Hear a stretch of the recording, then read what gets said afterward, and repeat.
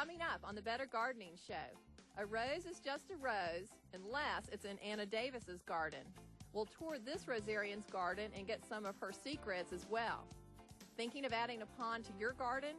We'll take you through the process and how to make a plant work in your garden. It's all ahead on the Better Gardening Show.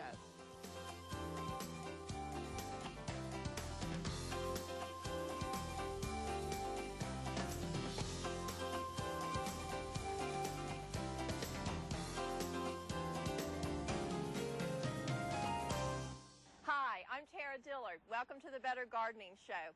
I am quite a serious gardener, which means I take gardening literature to bed. I have 2 ponds in my garden, and in addition to the aesthetic beauty that they bring, they also bring serenity and calmness with the sound that they provide. Ponds are in. More and more, homeowners are using water features as a means of adding visual and audible beauty to their gardens. Putting a pond in your yard is a multi-step process starting with plant preservation. This thunderhead pine is sitting in the future home of a school of koi and goldfish. Because it will make an appealing addition to the completed pond, the tree will be removed and temporarily replanted. Transporting plant material is not a lot of fun.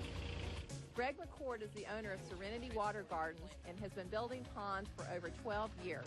I place myself as an artist, sculptor, designer first, and not a very good businessman next. But nevertheless, it's a magnificent joy being able to express yourself with stone and water and a great landscape. By the end of day 1, the hole will be dug and the PVC piping will be in place. This particular pond will be about 3 feet deep. The water level will be the same level as this patio, so that the customer can walk down this patio, sit here and dangle their feet in the water. The first order of business on day 2 is to install a polyethylene fabric on top of the dirt. This will protect the rubber liner, which goes in next. So everything that we use in these are swimming pool materials. For example, up underneath this liner here, you're going to have a swimming pool skimmer. And this is the identical skimmer that you use in swimming pools. You'll note that the water gets sucked inside here. The homeowner can, in fact, open up and they'll be able to pull out and clean the leaves, pine straw, and debris that all end up in the skimmer. Once the liners are in place, it's time to do some heavy lifting. The larger boulders, weighing anywhere from 1,500 to 2,500 pounds, are set in place with the help of a forklift. On day 3, the smaller boulders are put in place. As this is done, planter pockets are created where aquatic plants will later go. All the boulders, large and small, are then mortared in. On day 4, the pond pump is fully connected. The underwater lighting is set in place, and the pond is filled with water. The pond then sits for 48 hours. On day 7, the 5th workday, the water is tested for safety and then drained. Aquatic plants and egg-sized rock gravel go in, and then the pond is refilled. Plant life plays a key role in and around the pond. Your aquatic plants that go in the ponds, you have aquatic plants that love shade as well as full sun. Generally, it just depending upon the homeowners, if they have a lot of trees and so forth, then we will carefully select the right aquatic plants to go in the pond, that shade versus sun. The good news is your water lilies, they love full sun, and they are one of the most important plants in the pond.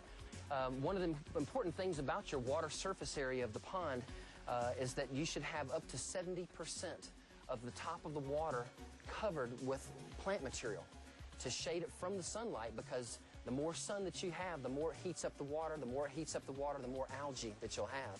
So it's important to have lots of aquatic plants and floaters, as they call them, water hyacinths, water lettuce, and so forth to grow in the pond. Once a chlorine neutralizer has been added to the water, it's time to give the pond a family. I'm sure these guys are going to be quite happy in their new home. All right, here we go.